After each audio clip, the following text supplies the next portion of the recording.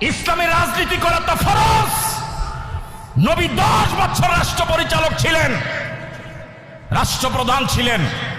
আপনি বলেন যে ইসলামের রাজনীতি নাই, দুর্ভাগ্যজনক। কলিজার টুকরা ভাইয়েরা, প্রিয় ভাইয়েরা, আপনাদের কারো সাথে আল্লাহর কসম আমাদের কোনো হিংসা নাই, কোনো বিদ্বেষ নাই। বুক ভরা ভালোবাসা, দরদ মায়া দিয়ে বুকটা ভরা। আমরা যখন দেখি আমাদের সামনে কোনো বনি আদম আগুনে পড়ে যাচ্ছে, আমরা যেভাবে জীবন বাজি রেখে আগুন থেকে তাকে উদ্ধার করার চেষ্টা করব।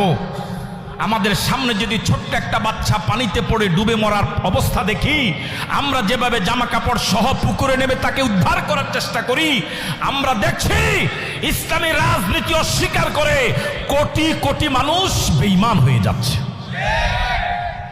আমরা শুধু দরদ ভরা মন নিয়ে এই কথাগুলির জন্যই বলি।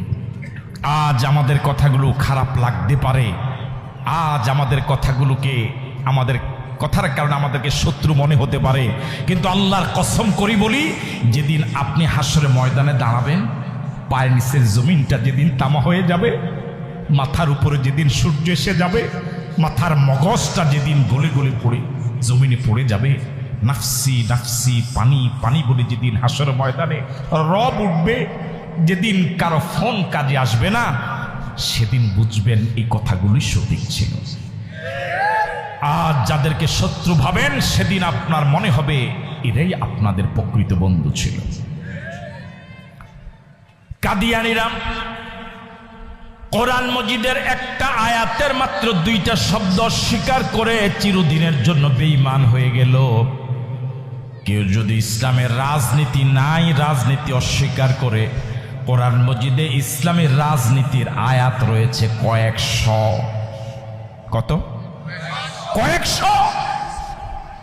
একটা আয়াতের 2টা শব্দ স্বীকার করে যদি বেঈমান হয়, ইসলামের রাজনীতি নাই এ কথা বলে কয়েকশো আয়াত অস্বীকার করার পরে ইমানদার থাকে কেমন করে?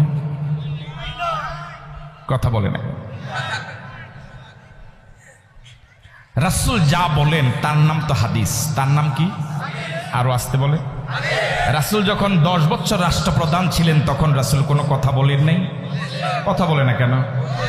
রাষ্ট্রপ্রধান থাকাকালীন সময় রাসূল যা বলেছেন, সিংহভাগিত রাষ্ট্র, যুদ্ধ, অর্থনীতি, সমাজনীতি, ব্যবসা নীতি, শিক্ষানীতি, এই সংক্রান্ত বিষয়ে কথা বলেছে নাকি?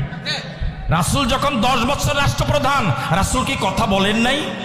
রাসূল 10 বছর রাষ্ট্রপ্রধান থাকাকালীন সময় যা বলেছেন, সিংহভাগ